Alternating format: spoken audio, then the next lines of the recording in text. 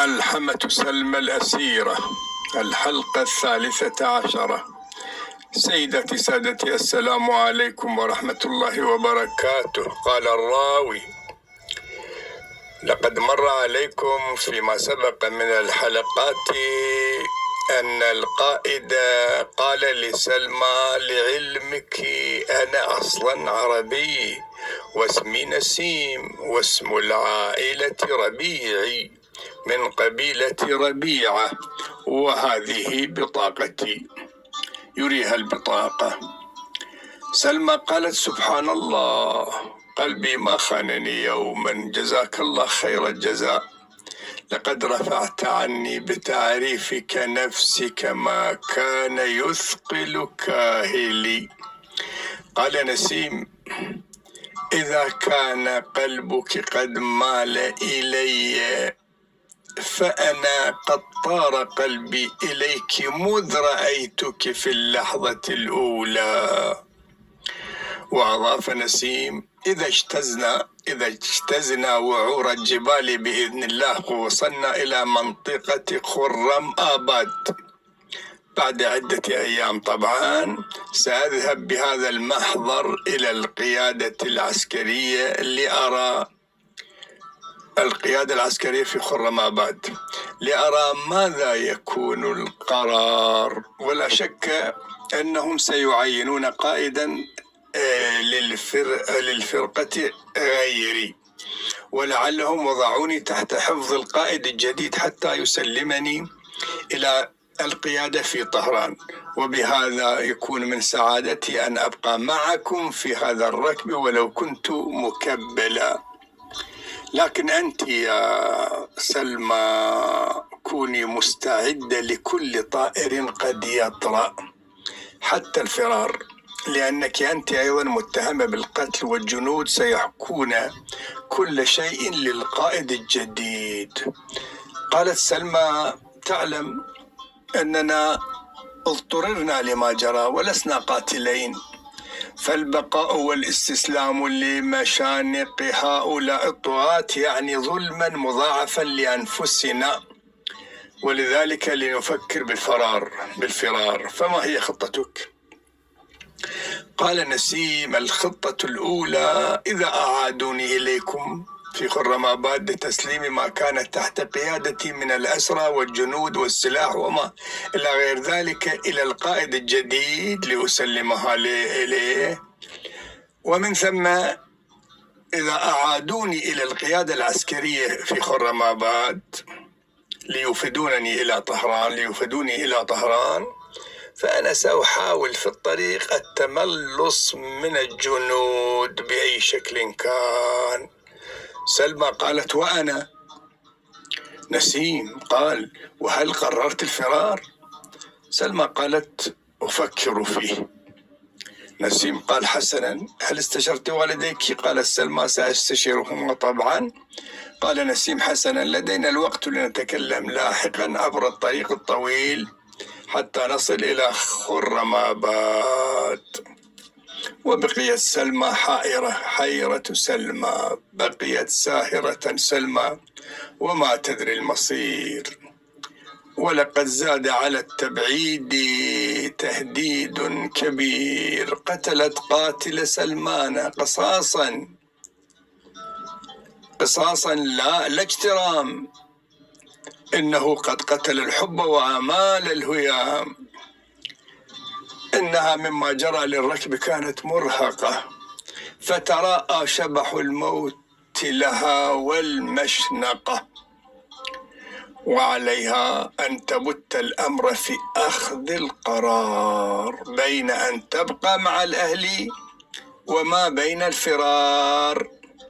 يا لها من محنة شائكة حلت بسلمى، سدد الدهر إليها أسهما للقلب أدمى. أين يأوي من يرى قد سدت الأبواب؟ أين؟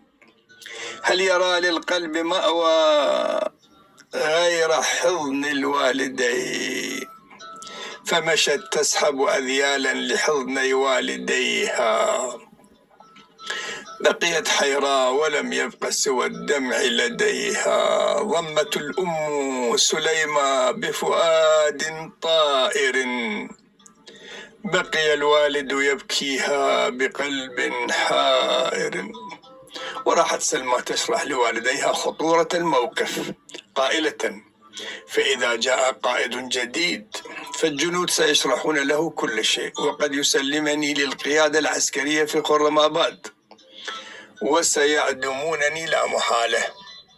لذلك بدأت أفكر بالفرار، فما رأيكم؟ كما أن القائد السابق وقد رأيتم موقفه من أجلنا، ولأنني لما نمر به من ظروف لا ترحم، لا سيما بعد أن رأيت الشر في عيني الآمر المقتول الذي جاء من القزاق، اضطررت أن استعطف القائد، وكنت قد أحسست منه تلطفا. قال الوالد: وكيف يكون فرارك وأنت فتاة وحيدة؟ قالت سلمى: القائد أخيرا قد كشف لي عن هويته، وأنه عربي عربستاني من ربيعة ومن أهل المحمرة، واسمه نسيم، واسم عائلته ربيعي، وقد أراني بطاقته الشخصية وهو عازم على الفرار أيضا. وبعد الأخذ والرد اتفقت الأسرة على فرار سلمى. قالت الأم: وهذا القائد ما اسمه؟ ماذا أسميته؟ قلت اسمه ماذا؟ سلمى قالت اسمه نسيم.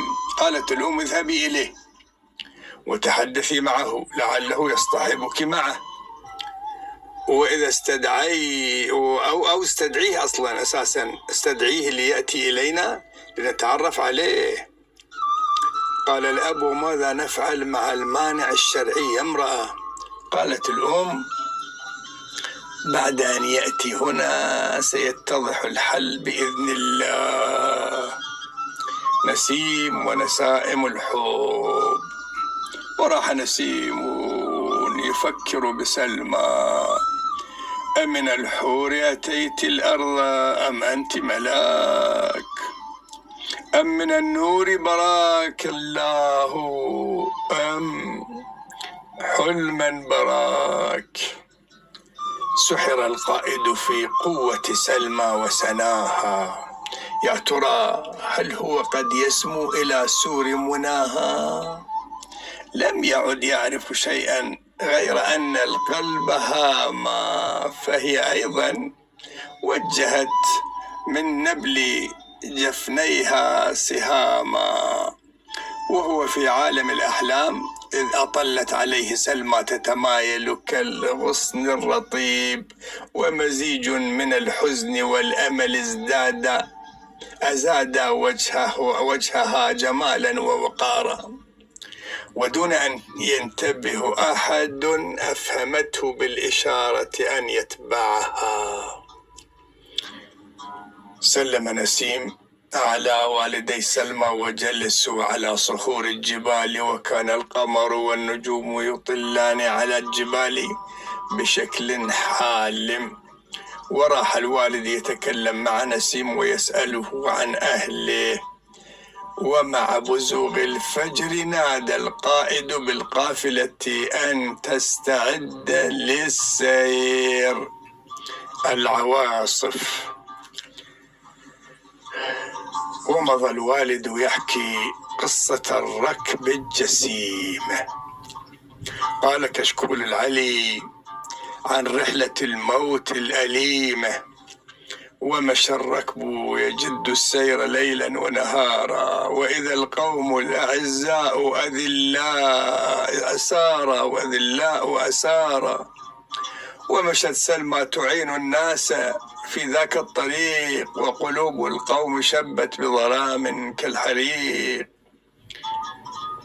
وهنا يبدأ يا إخوان، كشكول يقول: وهنا يبدأ يا إخوان عمق الفاجعة، عندما هبت رياح البرد عصفا لافعة، عصفت فينا هبوب من تباريح الشتاء، الشتاء فتداعت قوة الأسرى وناء الضعفاء، مزقت أحذية الناس يسيرون حفاة، وجنود الشاه لا زالوا ركوبا لا مشاة. عظم الداء علينا وتغشانا السقام. ظن بعض الناس أننا قد أصبنا بالجذام. هذه حقائق من قول شواهد عيان أو شهود عيان. عظم الداء علينا وتغشانا السقام. ظن بعض الناس أننا قد أصبنا بالجذام. في حسيناوة، منطقة في الطريق، في حسيناوة راح الناس يرمون حجارة. أبعدوهم عن قرانا إنهم ركب قذارى. لا حول ولا قوة إلا بالله. والسلام عليكم ورحمة الله وبركاته.